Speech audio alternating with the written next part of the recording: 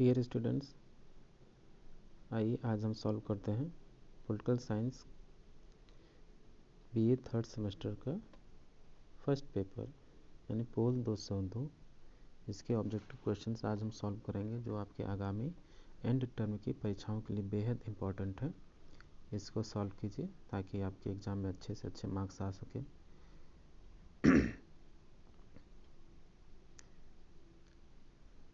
आइए इसको सॉल्व करते हैं।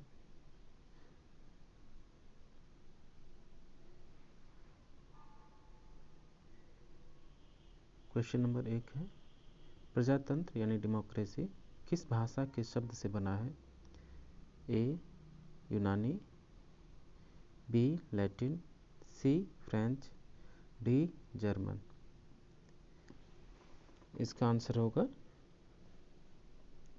ऑप्शन ए यूनानी यानी ग्रीक या यूनान। जो डेमोक्रेसी शब्द है वो यूनानी भाषा के शब्द से बना है। नेक्स्ट क्वेश्चन है, निम्नलिखित में से कौन प्रत्यक्ष प्रजातंत्र का समर्थक है? Option A Hobbes, option B Locke, C Rousseau, D Green. इसका आंसर होगा ऑप्शन सी रूसो, क्योंकि रूसो ये कहता है कि लोकतंत्र में प्रत्यक्ष रूप से जनता का शासन हो, जनता उसमें भाग ले। इसलिए इसी वजह से इसका सिद्धांत समान इच्छा का सिद्धांत यानी सभी व्यक्तियों को समान इच्छा, इसी आधार पे प्रत्यक्ष लोकतंत्र का एक ये आधार बना। इस वजह से इसको हम प्रत्यक्ष लोकतंत्र का समर्थक कहते हैं। इसलिए इसका ऑप्शन सी होगा रूसो, यानी रूसो प्रत्यक्ष लोकतंत्र का समर्थक था। नेक्स्ट क्वेश्चन है, लोकतंत्र जनता के द्वारा जनता के लिए शासन है, ये किसने कहा? ये प्रश्न आप लगभग बचपन से सुनते आए होंगे। लोकतंत्र जनता के द्वारा जनता का शासन है, ये आप पता होगा अच्छी बात भली भांति। ये परिभाषा अमेरिका के पहले अश्वेत राष्ट्रपति अब्राहम लिंकन द्वारा दिया गया, जो कि आज भी लगभग हर बच्चा जानता है कि लोकतंत्र जनता के लिए जनता द्वारा शासन है।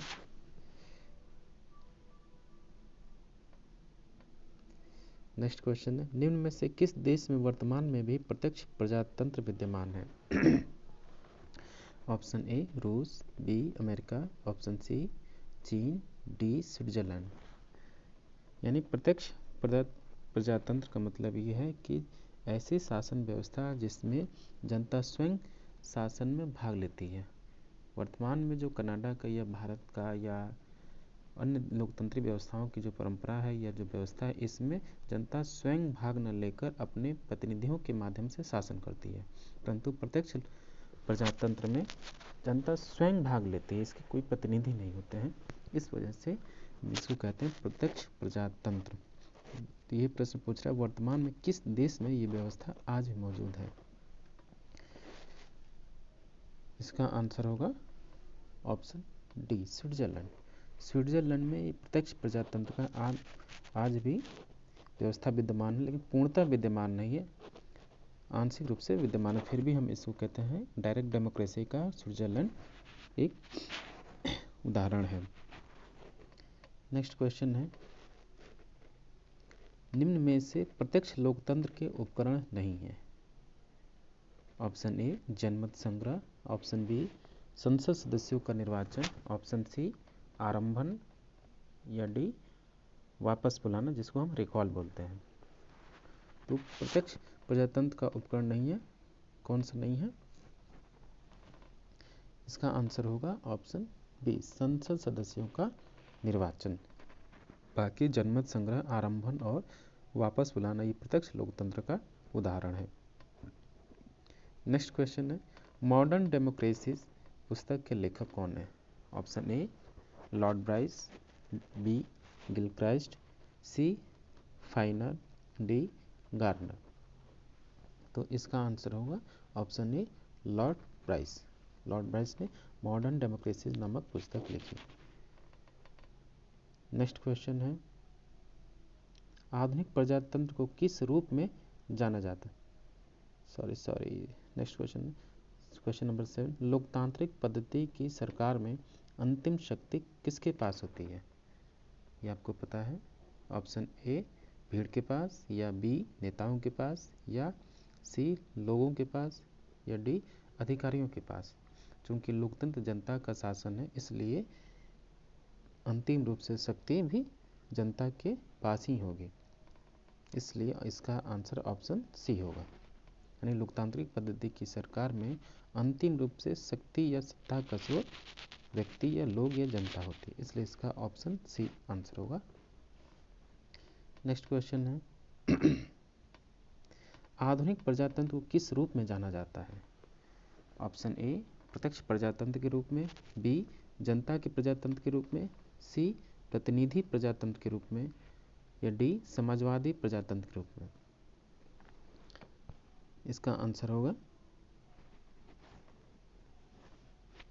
ऑप्शन सी प्रतिनिधि प्रजातंत्र के रूप में। जो आज का आप विभिन्न देशों में लोकतंत्र का स्वरूप देख रहे हैं, वो लोकतंत्र का प्रतिनिधित्वात्मक या रिप्रेजेंटेटिव टाइप ऑफ गवर्नमेंट है, या रिप्रेजेंटेटिव डेमोक्रेसी इसको बोलते हैं, प्रतिनिधि लोकतंत्र।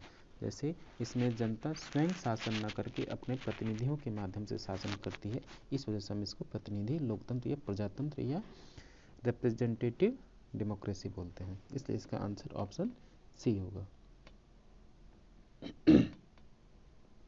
नेक्स्ट क्वेश्चन है निम्न में से कौन विशिष्ट वर्गीय सिद्धांत का समर्थक है?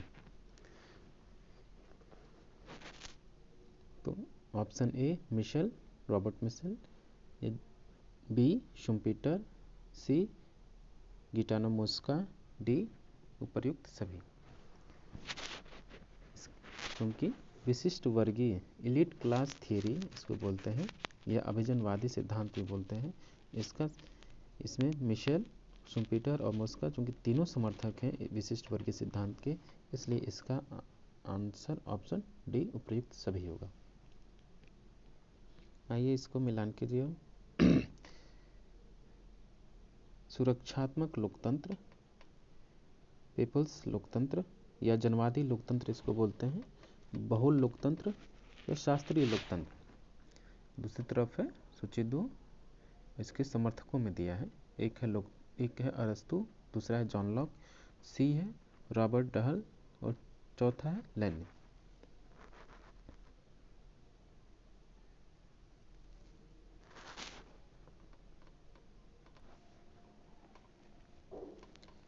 तो सुरक्षात्मक लोकतंत्र, इसका आंसर होगा रॉबर्ट ए डहल, यानी ए का तीसरा। पीपल्स लोकतंत्र, ये इसका लेनिन है, यानी बी का चौथा। बहुल लोकतंत्र, पॉलिटिक या डेमोक्रेसी, अरस्तु। डी शास्त्रीय लोकतंत्र या क्लासिकल डेमोक्रेसी, जॉन लॉक, यानी डी का दूसरा, यानी इसका आंसर ऑप्शन सी होगा। सुरक्षात्मक लोकतंत्र रॉबर्ट ए डहल, पीपल्स लोकतंत्र लेनिन, बहुल लोकतंत्र अरस्तु, शास्त्रीय लोकतंत्र जॉन लॉक। नेक्स्ट क्वेश्चन है भारत ने किस प्रकार का लोकतंत्र स्वीकार किया है? ऑप्शन ए संवैधानिक राजतंत्र, बी वंशानुगत, सी प्रजातांत्रिक राजतंत्र, या डी लोकतांत्रिक गणतंत्र। चूंकि हमारे यहाँ किसी भी प्रकार का राजतंत्र स्वीकार नहीं किया गया है, संवैधानिक राजतंत्र ये आपका ब्रिटेन का है, वंशानुगत हमारे वहाँ है नहीं, इसलिए इसका आंसर ऑप्शन डी होगा, लोकतांत्रिक गणतंत्र। नेक्स्ट क्वेश्चन है निम्नलिखित में से कौन से एक संघवाद की विशेषता नहीं है? यानी संघवाद का विशेषता नहीं है कौन सा इसमें से? कि दोहरी सरकार, दोहरी नागरिकता, संघ से अलग होने का अधिकार, या शक्तियों का विभाजन। ऑप्शन ए चूंकि संघवाद में दोहरी सरकार होती है, एक केंद्र की एक राज्यों की, दोहरी नागरिकता क्योंकि अमेरिकी संघवाद में दोहरी नागरिकता है, इस वजह से दोहरी नागरिकता संभव है। संघ से अलग होने का अधिकार और शक्तियों का विभाजन। संघवाद में तो शक्तियों का विभाजन होता है क्योंकि केंद्र की शक्तियाँ अलग होती हैं, प्रांतों की शक्तियाँ अलग होती हैं। और जो ऑप्शन सी होगा, संघ से अलग होने का अधिकार। संघवाद में संघ से होने का अधिकार नहीं है, इस वजह से इसका आंसर ऑप्शन सी होगा कि संघवाद की विशेषता संघ से अलग होने का अधिकार नहीं है। नेक्स्ट क्वेश्चन है, निम्न में से कौन भारतीय संघवाद को सहयोगी संघवाद कहता है?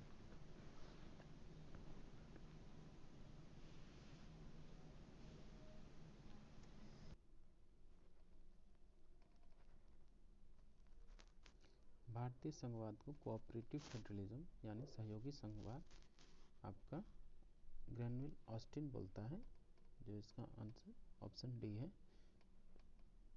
यानी भारतीय संघवाद को सहयोगी संघवाद ग्रेनविल ऑस्टिन ने बोला, और वहीं केसी वेयर ने इसको अर्ध संघवाद बोला यानी सेमी फेडरलिज्म, इसलिए सहयोगी संघवाद ग्रेनविल ऑस्टिन बोलता है। नेक्स्ट क्वेश्चन है, सहयोगी संघवाद का उदाहरण है।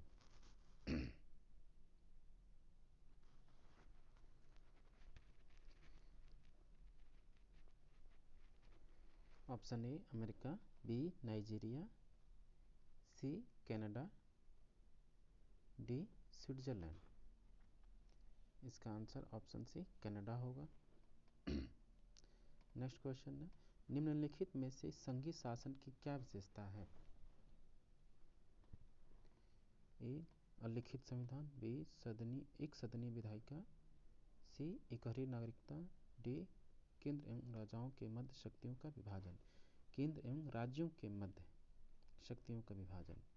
संघीय शासन की क्या विशेषता है?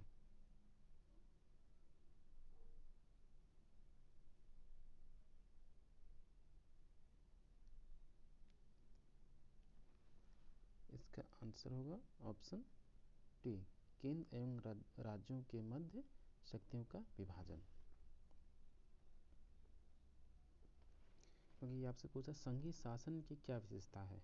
अलिखित संविधान, संघीय शासन के लिए लिखित संविधान होना चाहिए क्योंकि इससे केंद्र और राज्यों के मध्य शक्तियों का विभाजन होता है। एक सदनीय विधायिका, ये संभव नहीं है क्योंकि जब केंद्र जहाँ भी संघीय शासन होगा वहाँ केंद्र में भी व्यवस्थापिका होती है यानी विधायिका, और राज्यों के भी अपनी अलग अलग विधायिका होती है। एकहरी नागरिकता, हम इसको कई जगह है लेकिन अमेरिकी संविधान में संघीय व्यवस्था में एकहरी नागरिकता नहीं दोहरी नागरिकता है, इस वजह से ये भी नहीं है। क्योंकि ऑप्शन डी केंद्र एवं राज्यों के मध्य शक्तियों का विभाजन ये आवश्यक रूप से आवश्यक है, इस वजह से इसका आंसर डी होगा। नेक्स्ट क्वेश्चन है, निम्न में से किस देश में संघात्मक शासन व्यवस्था नहीं है? Option A America, B Bharat, C Canada, D चीन। तो इसका सही आंसर होगा ऑप्शन डी चीन यानी चाइना। अमेरिका, भारत, कनाडा में क्या है, तीनों राष्ट्रों में क्या है, संघीय शासन व्यवस्था है, इसलिए इसका आंसर ऑप्शन डी चीन होगा जहाँ साम्यवादी व्यवस्था है। नेक्स्ट क्वेश्चन है, किस विचारक ने भारतीय संघ को अर्ध संघ कहा है? A Hobbes, B Morris Jones, C KC Wheare, D Granville Austin. तो भारतीय संघ व्यवस्था को अर्ध संघ कहने वाला विचारक केसी वेयर है। नेक्स्ट क्वेश्चन है, संघात्मक शासन व्यवस्था का मुख्य लक्षण नहीं है, यानी संघात्मक निम्न में से कौन सा है जिसमें संघीय शासन की विशेषता नहीं है? शक्तियों का विभाजन, ये संघीय व्यवस्था में जरूरी है। बी स्वतंत्र न्यायपालिका, संघीय शासन की विशेषता है, एक महत्वपूर्ण विशेषता ये भी है कि वहाँ की न्यायपालिका स्वतंत्र हो। ऑप्शन सी संविधान की सर्वोच्चता, ये भी संविधान की सर्वोच्चता जरूरी है। ऑप्शन डी प्रधानमंत्री का नेतृत्व, ये इसका संघीय शासन का लक्षण नहीं है, इसलिए इसका आंसर ऑप्शन डी होगा। नेक्स्ट क्वेश्चन, जिस राज्य में दल प्रणाली नहीं होती है, ये आपका चूंकि दल है यानी पार्टी। जिस राज्य में दल प्रणाली नहीं होती उसमें प्रांतीय सरकार को बदलने का एकमात्र तरीका है, किसने कहा? ये चूंकि मुनरो है।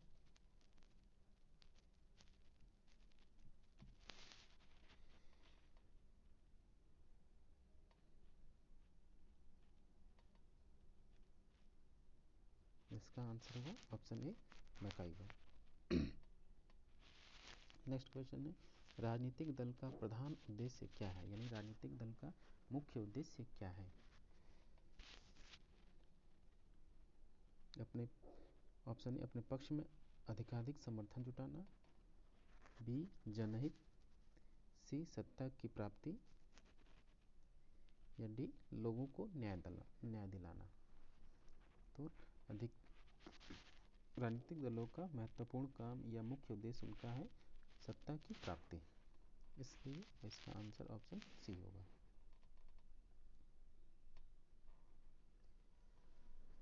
नेक्स्ट क्वेश्चन है, ब्रिटेन में किस तरह की दलीय व्यवस्था है, यानी ग्रेट ब्रिटेन यानी इंग्लैंड में या यूनाइटेड किंगडम में किस प्रकार की दलीय व्यवस्था है? एक दलीय व्यवस्था है कि द्विदलीय व्यवस्था है कि बहुदलीय व्यवस्था है या कोई नहीं? तो ग्रेट ब्रिटेन में द्विदलीय व्यवस्था है। नेक्स्ट क्वेश्चन है, राजनीतिक दल लोगों का एक ऐसा समूह है जो ऐसे सिद्धांत पर सहमत हों जिसके द्वारा राष्ट्रीय हितों की पूर्ति की जा सके। यह परिभाषा किसने दी? गेटल ने, बी गार्नर ने, सी मैकाइवर ने, डी एडमंड बर्क ने। डियर स्टूडेंट्स, ये परिभाषा बेहद इंपॉर्टेंट है, अक्सर ये परीक्षा में बार बार पूछा जाता है, इसलिए इसको जरा आप याद कर लें। इसका आंसर होगा एडमंड बर्क। बर्क ने राष्ट्रीय दलों को परिभाषित करते हुए उसने राष्ट्रीय हितों की पूर्ति करने पर ज़्यादा जोर दिया, इस वजह से इसका answer option D Edmund Burke होगा। नेक्स्ट क्वेश्चन है, किसने दबाव समूह को अज्ञात साम्राज्य कहा? किसने दबाव समूह को अज्ञात साम्राज्य कहा? A Myron Weiner, B S C. Finer, C Truman, D Barq.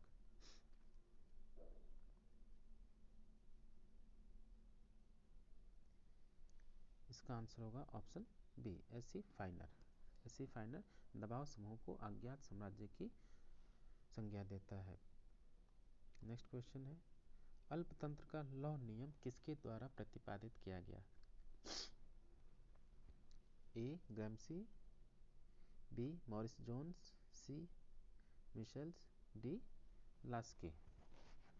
तो अल्पतंत्र का लौह नियम मिशेल्स द्वारा दिया गया, इसलिए इसका answer option C. Next question है,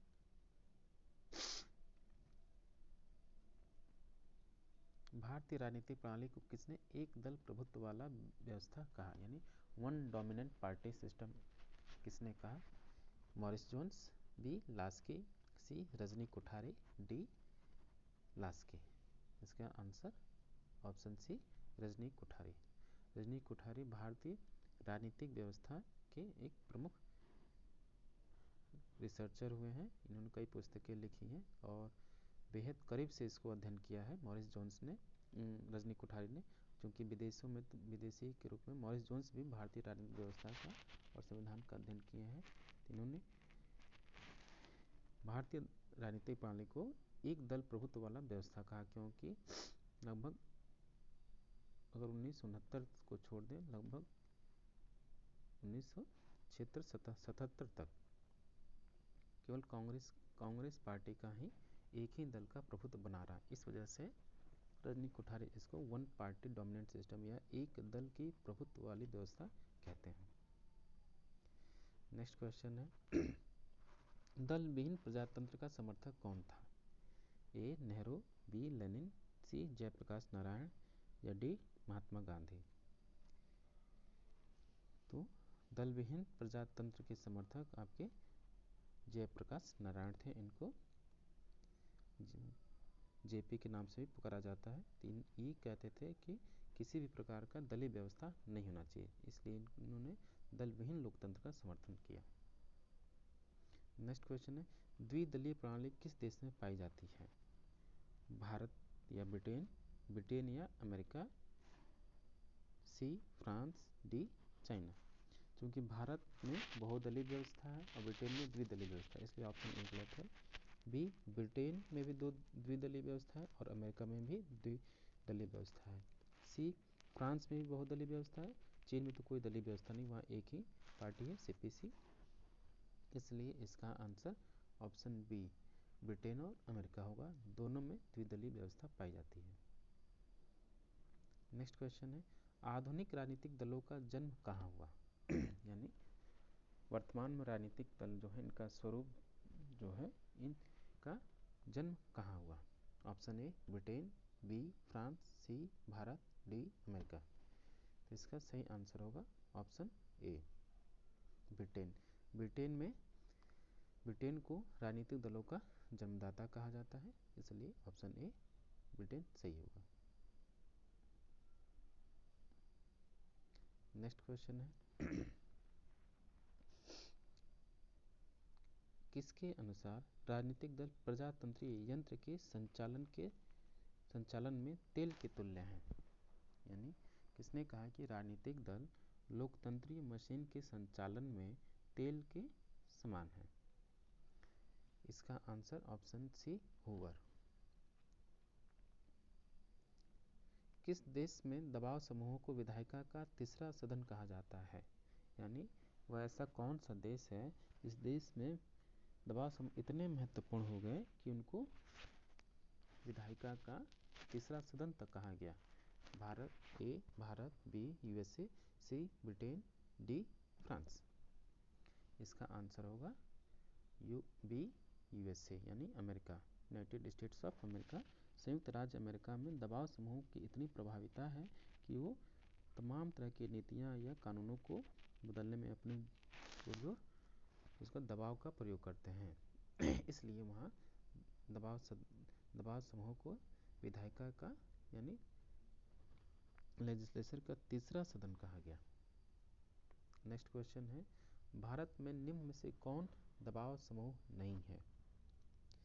ए भारतीय किसान यूनियन, भारतीय मजदूर संघ, सी शिवसेना, डी एबीवीपी यानी अखिल भारतीय विद्यार्थी परिषद। क्योंकि भारतीय किसान यूनियन, भारतीय मजदूर संघ और अखिल भारतीय विद्यार्थी परिषद यानी एबीवीपी ये तीनों दबाव समूह हैं, और ऑप्शन सी शिवसेना ये दबाव समूह नहीं, क्या है ये राजनीतिक दल है, पार्टी है, इसलिए ऑप्शन सी शिवसेना दबाव समूह नहीं है। नेक्स्ट क्वेश्चन है, दबाव समूह को लॉबी कहा जाता है? यानी ये आपसे पूछ रहा है किस देश में दबाव समूह को लॉबी समूह कहा जाता है? A USA, B Bharat, C Britain, D चीन। इसका आंसर होगा ऑप्शन ए यूएसए। यूएस में ही दबाव समूह को लॉबी कहा जाता है। नेक्स्ट क्वेश्चन है, दबाव समूह का व्यवस्थित अध्ययन करने वाला प्रथम व्यक्ति कौन है? ए वेबर, बी गेटल, सी क्योंकि ये मॉस्को नहीं गिटानो मोस्का है,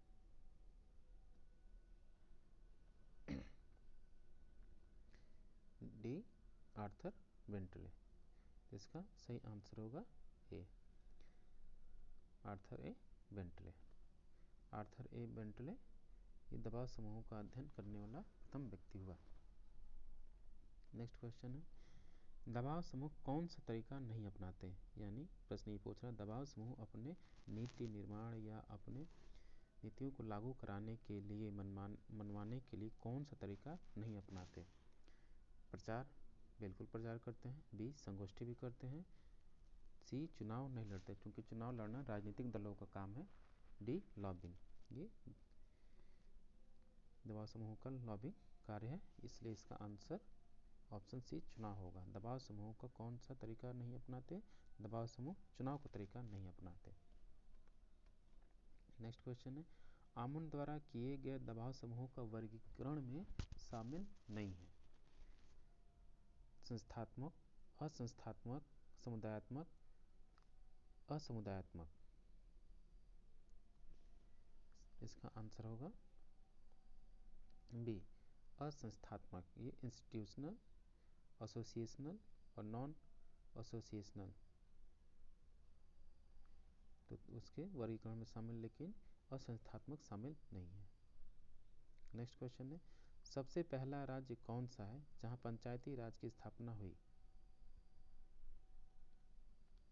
ए मध्य प्रदेश, बी राजस्थान, सी उत्तर प्रदेश, डी महाराष्ट्र। इसका आंसर होगा ऑप्शन बी राजस्थान। 2 अक्टूबर 1959 को भारत के राजस्थान उसका नागौर जिला हुआ, उसी में पंचायती राज व्यवस्था की पहली बार शुरुआत की गई या उसका गठन किया गया।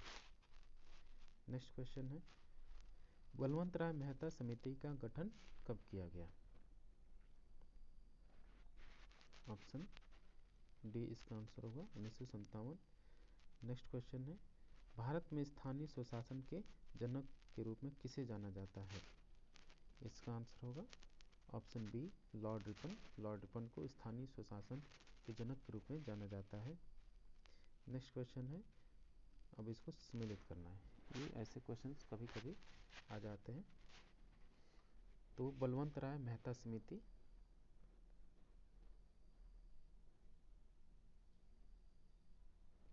1956 नहीं होगा, ये 1957 होगा।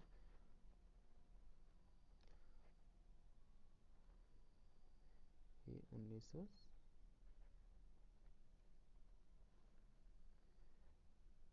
कर देंगे, ये 1957 होगा बलवंत राय मेहता समिति, इसलिए ए का डी होगा। अशोक मेहता समिति जो 1977 में आई, GVK राव समिति और एलएम सिंघवी समिति। तो पहले आएगा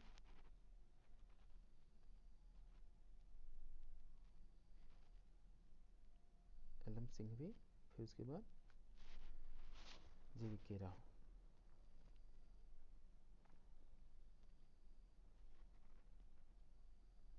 नेक्स्ट क्वेश्चन है, भारत में लोकतांत्रिक विकेंद्रीकरण इंगित करता है?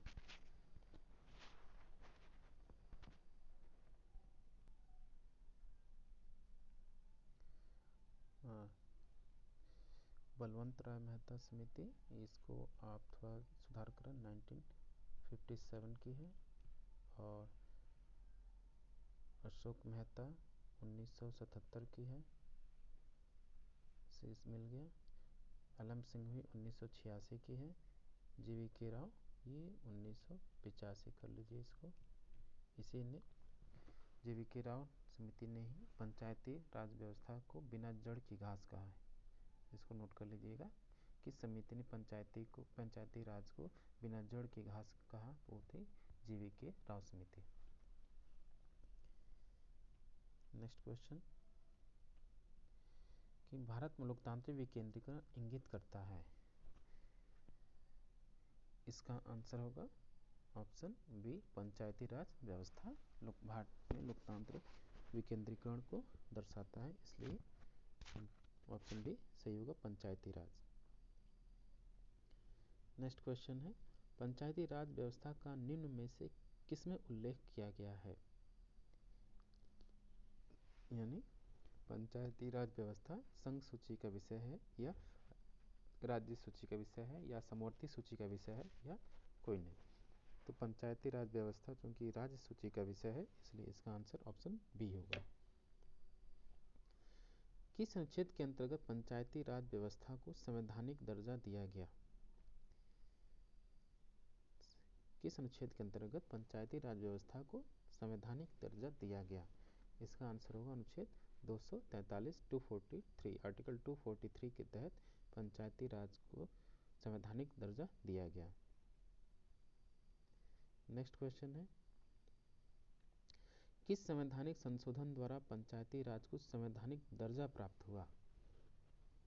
क्योंकि लक्ष्मीमल सिंघवी ने ही सिफारिश की थी कि पंचायती राज व्यवस्था को संवैधानिक दर्जा प्रदान किया जाए।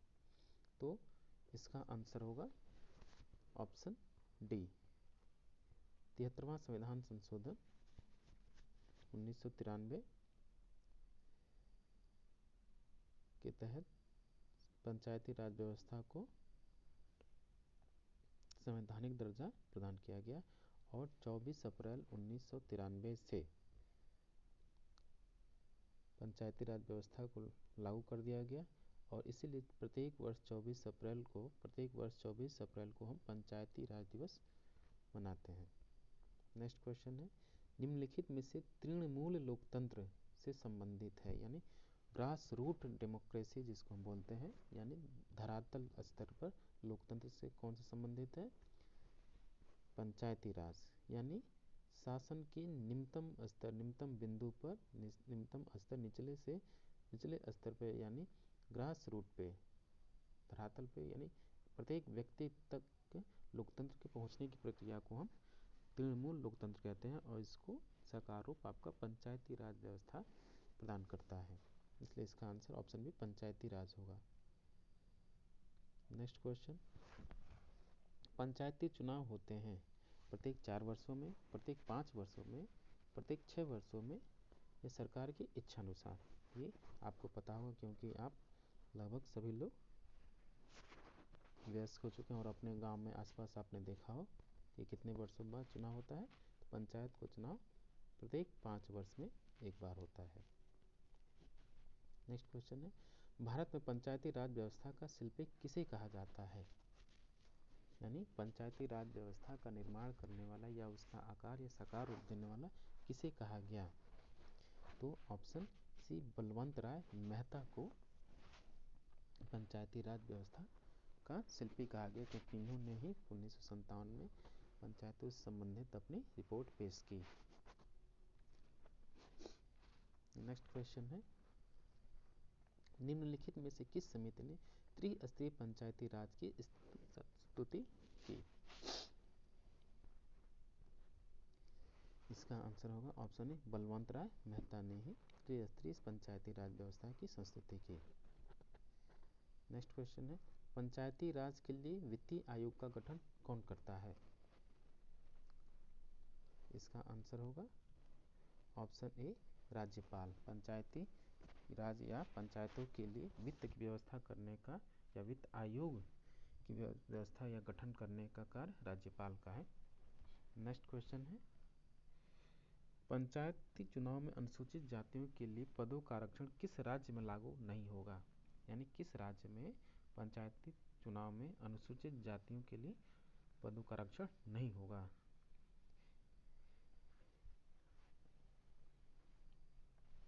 इसका आंसर होगा सी अरुणाचल प्रदेश, क्योंकि यहाँ 80 अनुसूचित जातियों की संख्या नहीं है, यहाँ अनुसूचित जनजातियों की संख्या है, इसलिए इसका आंसर ऑप्शन सी होगा अरुणाचल प्रदेश। नेक्स्ट क्वेश्चन है, ग्राम सभा का अभिप्राय है, यानी ग्राम सभा का क्या अर्थ है? आधिकारिक रूप से ग्राम सभा का क्या अर्थ है? ऑप्शन ए एक पंचायत क्षेत्र के लोग, या ऑप्शन बी जिलाधिकारी से अधिसूचित विशिष्ट व्यक्ति, या ग्राम स्तर के पंचायत क्षेत्र के निर्वाचक नामावली में पंजीकृत व्यक्ति, या ऑप्शन डी कोई नहीं। यानी ग्राम सभा का अभिप्राय यह है कि ग्राम स्तर के पंचायत के क्षेत्र में निर्वाचक नामावली में पंजीकृत व्यक्ति, उसी को हम ग्राम सभा कहते हैं, इसलिए इसका आंसर ऑप्शन सी होगा। नेक्स्ट क्वेश्चन है, पंचायती राज दिवस मनाया जाता है, कब मनाया जाता है? ऑप्शन सी प्रत्येक वर्ष 24 अप्रैल को पंचायती राज दिवस मनाया जाता है। नेक्स्ट क्वेश्चन है, निम्न में से प्रेस की स्वतंत्रता का प्रबल समर्थक कौन था? ग्रीन, मिल्टन, ब्लैकस्टोन या सभी?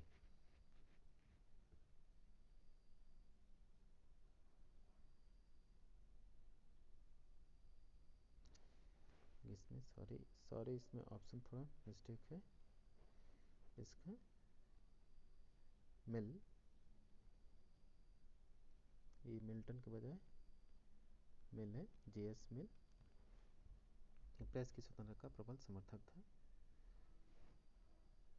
नेक्स्ट क्वेश्चन है, भारत में कब से अभिव्यक्ति की स्वतंत्रता लागू की गई? ये आपको पता होगा। भारत में विचार एवं अभिव्यक्ति की स्वतंत्रता कब से लागू की गई?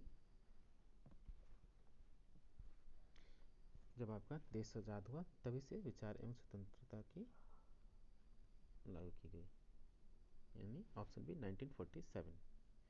नेक्स्ट क्वेश्चन है, ऑन लिबर्टी पुस्तक किसकी रचना है, किसकी पुस्तक है, किसकी कृति है? ये फेमस बुक है। ये बुक 1859 में जेएस मिल के द्वारा लिखी गई, जॉन स्टुअर्ट मिल। ये आपके पोल 201 यानी पॉलिटिकल साइंस थर्ड सेमेस्टर का फर्स्ट पेपर था। इसमें से कुछ इसके इंपॉर्टेंट क्वेश्चन, क्योंकि पार्ट 1 अभी पूरा सिलेबस इसमें कवर नहीं हुआ है, तो क्योंकि वीडियो ज़्यादा लंबा हो रहा है, इसलिए नेक्स्ट वीडियो में इसके आगे का सिलेबस से संबंधित हम ऑब्जेक्टिव क्वेश्चंस सॉल्व करेंगे। तब तक आप इसको सॉल्व कीजिए, प्रैक्टिस कीजिए। Thank you.